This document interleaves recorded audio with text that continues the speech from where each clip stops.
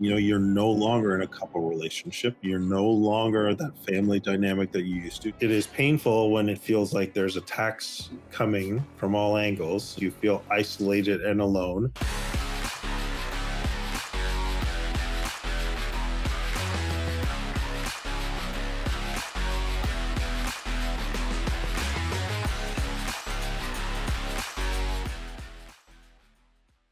What is up, everybody? It's Ed Gow Jr. from Dad Central.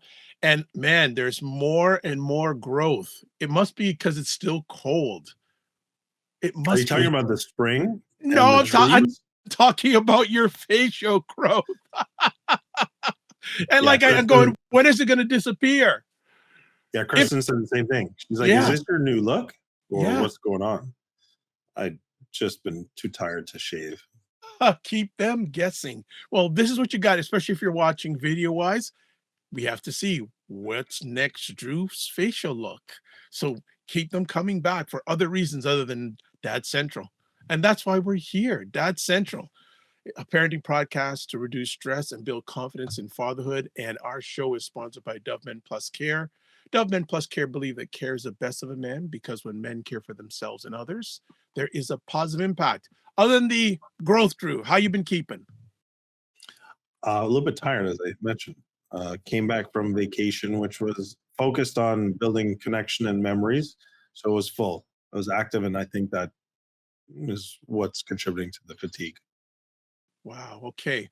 Well, as we get started our conversation today, I have a question for our audience, especially the dads. Ever feel like co-parenting is just damage control and not fatherhood? Well, today we're going to talk about how dads can master co-parenting, not just to keep the peace, but to strengthen your fatherhood journey, and seriously reduce daily stress. So that our topic today is how dads can master co-parenting to strengthen fatherhood and reduce daily stress. Drew, first thoughts before we go in. Well, co-parenting is challenging. It's something that, depending on the dynamic of the separation and how the children are spending time with each parent, can be fraught with a lot of emotion. So it's a you could say it's a minefield that sometimes can blow up on you if you don't have a good plan in place. Absolutely. Well, these are the three ideas we're going to unpack during our conversation today. First of all, the mindset shift from reactive to strategic co parenting. Then we're going to chat about communicating with your co parent like a business partner. And then finally, reclaiming your identity as a father, even in a split home. So, first things first, we're going to talk about from survival mode to strategy. Drew, thoughts? Well, as we've been having conversations in our dad mentor community, and people are expressing some of the difficulty in going through these circumstances, you know, the difficulty I think comes in you're often feeling under attack, whether it's accusations or you're not doing enough, or even worse, you know, plus the fact that you yourself are having to cope with and process the breakdown of a relationship, that you've got both sides. And so learning to regulate ourselves, as well as understand and process our emotions in healthy ways, is a big challenge. And so that's why you're often in this idea of survival, because you feel like the attacks keep coming left, right, and center. So it's a very difficult place to be in when it comes to, if that's your state, and trying to engage in parenting or co-parenting. Yeah, I just want to add to that with this topic. A lot of dads operate in defense mode when it comes to co-parenting. They're not on the offensive; they're usually in defensive mode. And many And let's dads, just let's just jump in for a second to okay, make it clear that offensive doesn't mean that now you counterattack. no, That's not no, what we're talking about here. no, We're talking about offensive in terms of being proactive and having a plan and knowing what you need to do to care for yourself and care for your children. 100%, 100%. Yeah, fully. Thanks for the clarification. 100% to that. So good add on to that. And also, too, it can take a mental and emotional toll on dads. And you could have there's and I'm sure some dads can relate to this who are either listening or watching this, missed pickups, vague plans, emotional texts. It can be really a draining for a number of reasons, the area of co-parenting. And again, how many dads have the experience of even co-parenting? We don't a lot of times we don't even have experience being a dad, a husband, a provider, and then we're thrown into this totally oblivious world of co-parenting. Drew, anything you want to add to that? Yeah, I think the most important aspect, at least from my experience, is being able to process your emotions. That's the greatest barrier to effectively shifting yourself from surviving to thriving. It's also the greatest barrier to being able to effectively navigate the co-parenting dynamic, which to me actually falls below the importance of your engaging with your children in healthy, positive, proactive ways. So care for yourself, care for and focus on the relationship with your children and how you show up for them and how you engage with them. And then bottom of that is, okay, work on this co-parenting dynamic. So if I had to default, it's one, your self-care, two, the relationship with your children, three, co-parenting. And you should be mindful of that. Because if you're spending all your energy on dealing with this co-parenting dynamic, essentially your priorities are out of whack. Yeah, I want to add a quote for our dads that are in this situation. You're not just surviving, you're building something. And builders have blueprints and tools that you can use. There are things like Google Calendar, Our Family Wizard, other things out there, and Winkley syncs or text check-ins for smoother handoffs because Drew and I have dealt with situations where just the handoffs can be a challenging situation. So having scheduling and also preset routines to reduce kid stress and co-parent tension. If you can put them in place, they make that very, very easier in the I'm going situation. to Go ahead. add one more. You really need a lifeline for yourself. You need a person, a place, a practice that when you get triggered or when something happens, let's say a transition is missed, your co-parent doesn't bring the children and you're there waiting, waiting, waiting. Those are triggering instances, and so you need something, a person, a practice, a process that helps you work through the very real challenges that come up in this unfortunate dynamic. And so I would add that as a very important tool. Find that right person that you can make a phone call to. Find that practice: walking, journaling, prayer, meditation, exercise. Positive, healthy outlets, or a process that you take. Okay, I always wait 24 hours before I ever send a message or respond to a message that triggers me. You need simple things like that. Yeah, and I'll just add on to that, and it came up in our dad mentor last night. A dad was sharing about a situation that relates to what we're chatting about right now, that having that outlet, and also sometimes before you send that message, maybe getting another person to take a look at it, because you're looking the message a certain way, someone else may look at it a different way. You want to make sure because when you're communicating, especially by text or by email, the emotions aren't there. It's just pure facts. Making That's sure our next point. there you go. Communication without conflict. And just to set the stage for communication without conflict, I just like to say this quote: most co-parenting stress isn't about the kids, it's about the miscommunication. Drew? And why is there miscommunication? Because it's an emotionally explosive, often, circumstance, and there's either unhealed uncoupling that hasn't happened. You're no longer in a couple relationship. You're no longer that family dynamic that you used to. So the um, bleeding over or inability to have proper boundaries that demarcates past relationship, current co-parenting dynamic are often blurred.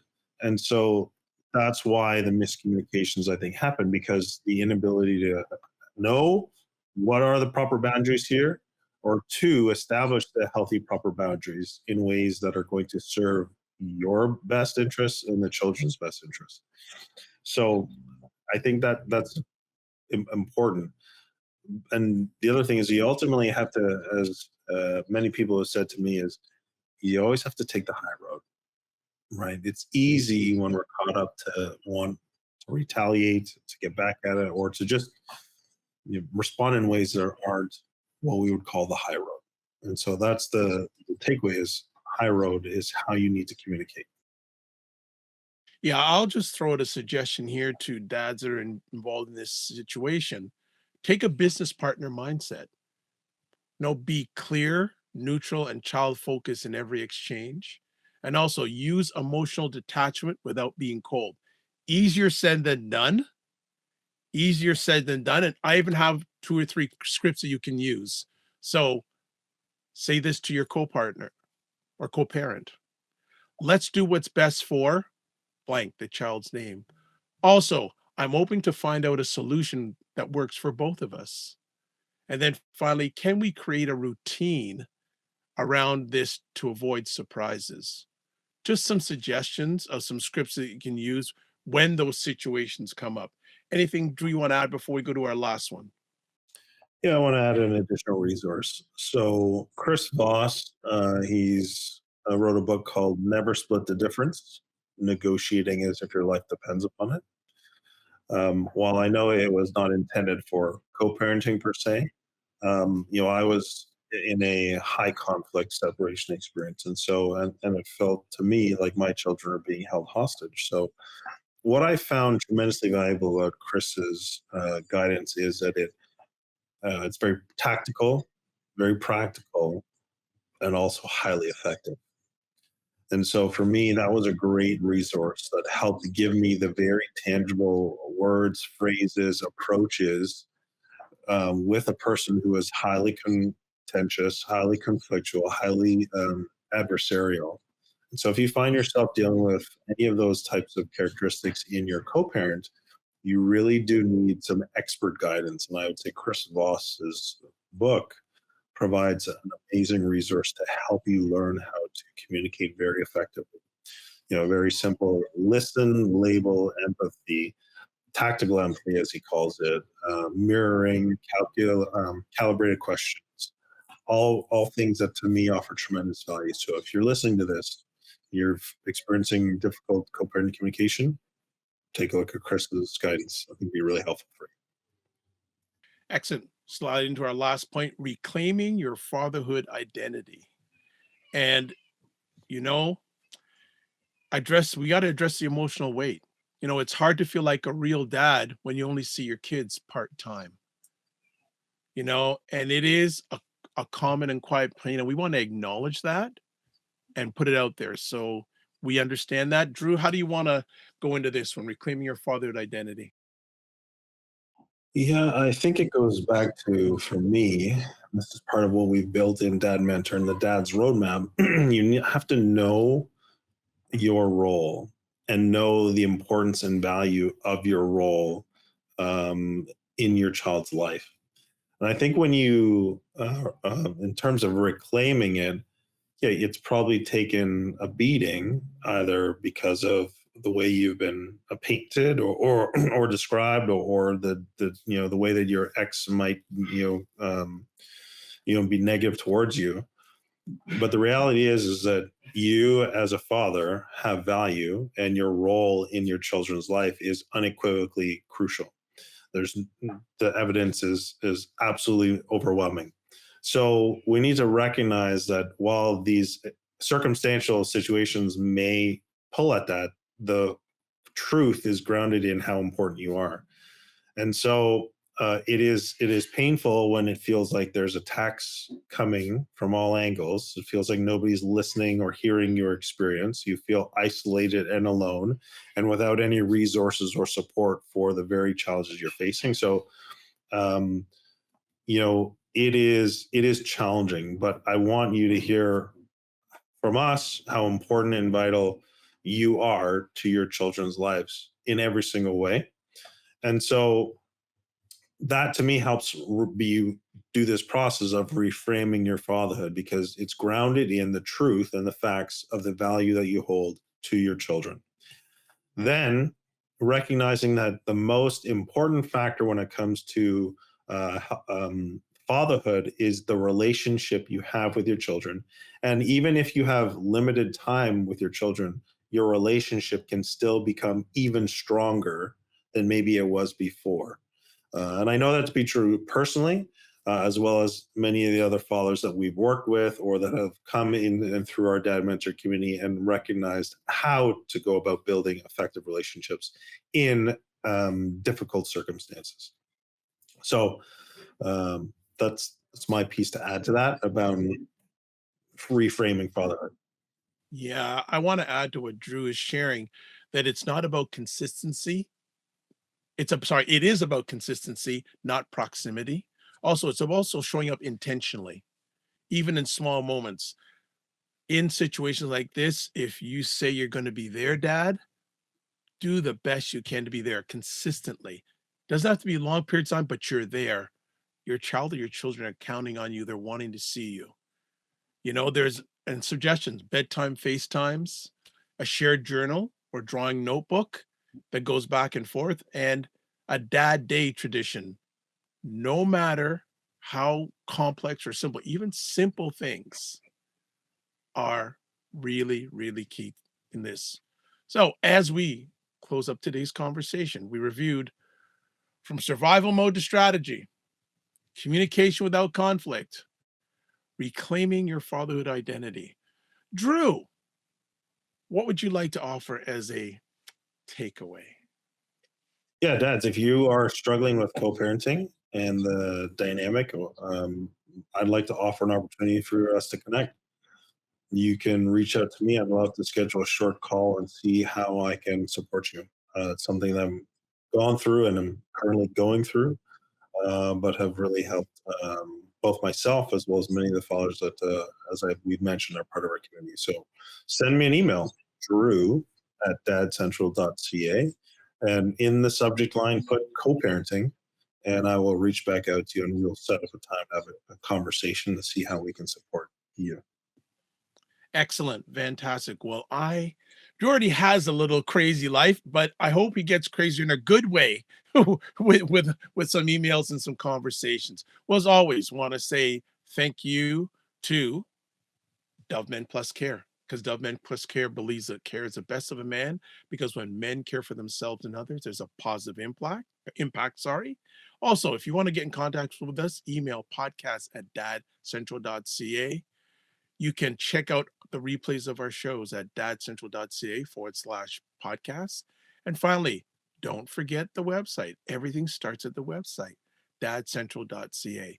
So, as always, I'd like to say thank you for sharing the most important thing you have in your life, your time with us. And as always, don't just manage your time, manage your energy. Remember to give yourself grace and make it better. Be well, and see ya and hear from you soon.